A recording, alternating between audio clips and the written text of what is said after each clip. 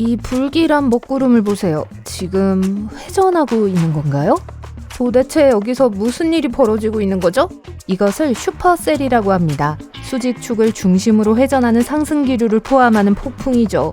그래서 회전 뇌우라고도 불립니다. 뇌우에는 4가지 유형이 있습니다. 단세포, 다세포, 스콜라인, 슈퍼셀이죠. 이 중 슈퍼셀은 가장 드물고 가장 심한 뇌우입니다. 일반적으로 다른 뇌우와 분리되어 있으며 2시간에서 4시간 동안 지속되죠. 슈퍼셀은 미국 대평원, 특히 토네이도 골목으로 알려진 지역에서 매우 흔하게 발생해요. 하지만 유럽, 아르헨티나, 우루과이, 브라질 남부 등 세계 다른 지역에서도 발생할 수 있죠. 이러한 폭풍은 규모가 다양해서 크고 작고 높거나 낮을 수 있습니다. 모든 슈퍼셀이 토네이도를 생성하는 것은 아니지만 슈퍼셀은 가장 강력한 토네이도와도 관련이 있어요. 이러한 폭풍은 일반적으로 엄청난 양의 폭우와 우박을 동반하며 강력한 바람과 폭풍우를 동반하죠. 다운버스트는 뇌우에서 내려오는 강력한 바람입니다. 일단 지면에 닿으면 매우 빠르게 퍼집니다. 이 바람은 많은 피해를 입힐 수 있기 때문에 위험해요. 종종 토네이도와 혼동되기도 하지만 다운버스트는 완전히 다른 현상입니다. 다운버스트가 어떻게 형성되는지 살펴봅시다. 뇌우가 시작할 때 강력한 상승기류가 발생합니다. 그래서 구름이 수직으로 커지고 우박과 빗방울이 내부에 형성되기 시작하죠. 폭풍이 성숙해지면서 상승기류가 불안정한 습한 공기를 구름에 계속 공급합니다. 우박과 빗방울은 이제 땅에 떨어질 만큼 크고 무거워졌어요.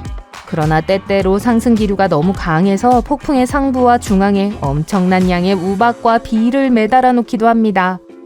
하지만 폭풍의 중간과 하부에 건조한 공기가 유입된다고 가정해 볼게요. 이는 폭풍을 일으킬 수 있어요.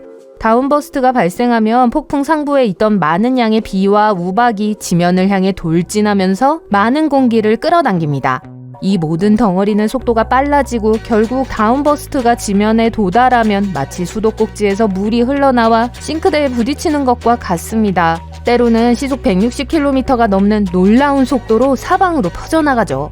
그러나 여러분이 접할 수 있는 것은 마이크로 버스트라고 불립니다. 이는 그 끔찍한 바람이 직경 4km보다 작은 지역에만 국한된다는 걸 의미하죠. 토네이도에 대해 이야기하면서 화산 토네이도를 언급하지 않을 수 없어요. 화산 토네이도는 아마도 가장 무서운 자연 현상 중 하나일 거예요. 화산이 폭발하면 뜨거운 암석과 화산재가 대기 중으로 높이 솟구칩니다. 용암 조각과 뜨거운 가스는 화산의 경사면을 따라 아래로 이동합니다. 이 흐름이 아래로 내려갈 때 내부에 갇혀있던 일부 가스가 동시에 상승하고 회전하기 시작하죠. 주변 공기에 의해 압착되어 점점 더 빠르게 회전하게 됩니다. 이것이 화산 토네이도가 탄생하는 방식이에요. 긍정적인 면은 이 현상의 수명이 매우 짧다는 점입니다. 팽팽하게 타오르는 공기 기둥을 본 적이 있다면 그것은 회오리 바람 소리와 뜨거운 지옥에 소름 끼치는 조합인 파이어 토네이도입니다. 이 현상은 파이어 트위스터 또는 파이어 월이라고도 해요. 이 위험한 자연현상은 주로 산불 발생 시 생겨나요. 이러한 화재는 타는 동안 지상 바로 위에 끓어오르는 뜨거운 공기의 넓은 영역을 만듭니다. 그리고 이 뜨거운 공기가 상공의 차가운 공기와 섞이면 회오리 바람이 발생하여 불타는 잔해와 화염으로 휘몰아치게 됩니다. 가장 강력한 파이어네이도는 하늘로 수백 미터까지 뻗어나갈 수 있습니다. 또 다른 위험한 자연현상은 스노우스콜이라고 합니다. 운전 중에 스노우스콜을 만나면 고속도로에서 안전한 장소를 찾을 수 없을 거예요. 강력한 돌풍과 때로는 번개까지 동반하는 강렬한 그러나 다행히도 매우 짧은 폭설이 내리기 때문이죠.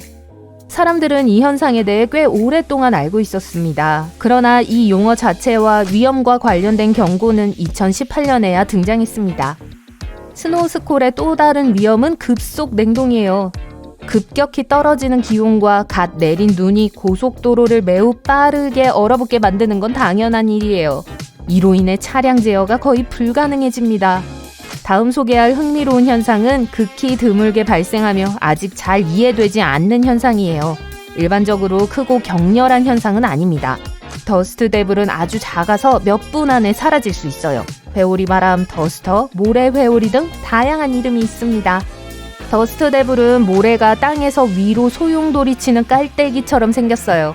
하지만 무서운 친척인 토네이도와는 달리 일반적으로는 걱정할 필요가 없습니다. 하지만 정의에 따르면 더스트 데블은 허리케인 및 토네이도와 같은 범주에 속해요. 이 세 가지 자연현상은 모두 보이지 않는 기둥을 중심으로 회전하는 공기 기둥을 특징으로 해요.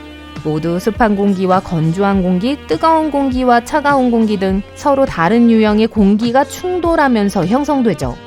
그러나 허리케인은 보통 차가운 공기가 따뜻한 공기 아래로 미끄러지는 수역 위에서 형성돼요. 토네이도는 뜨거운 공기가 차가운 공기 덩어리를 뚫고 상승할 때 하늘에서 나선형으로 내려와요.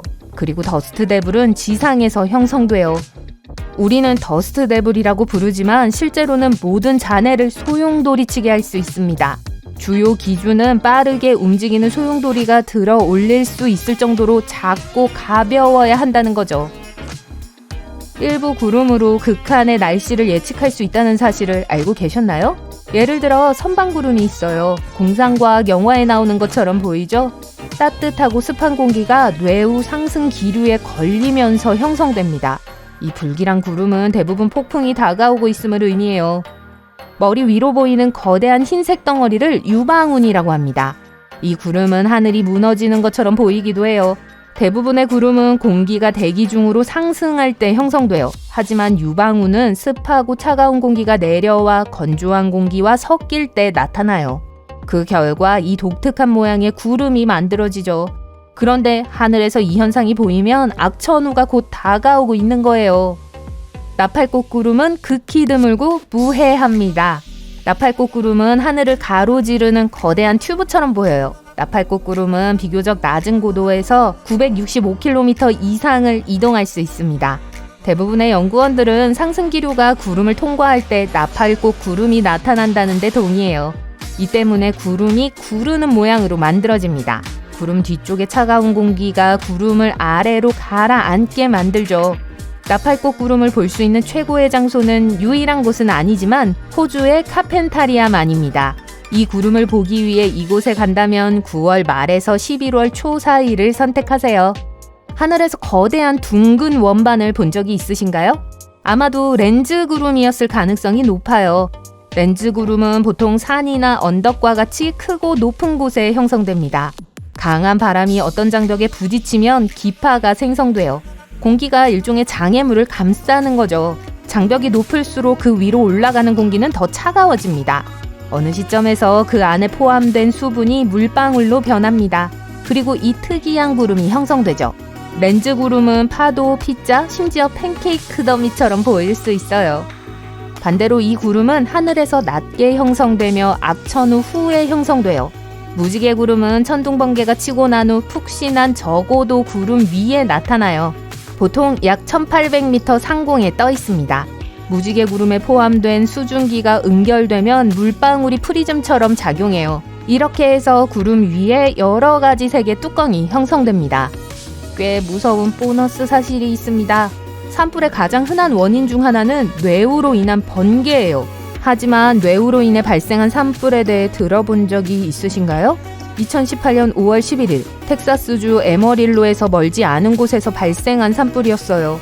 당시 초강력 말라드 산불은 상공에 거대한 짙은 구름을 만들었을 뿐만 아니라 그 열기로 인해 격렬한 뇌우가 발생하여 96km 떨어진 텍사스 휠러 카운티에 동정 크기의 우박이 쏟아져 내렸죠.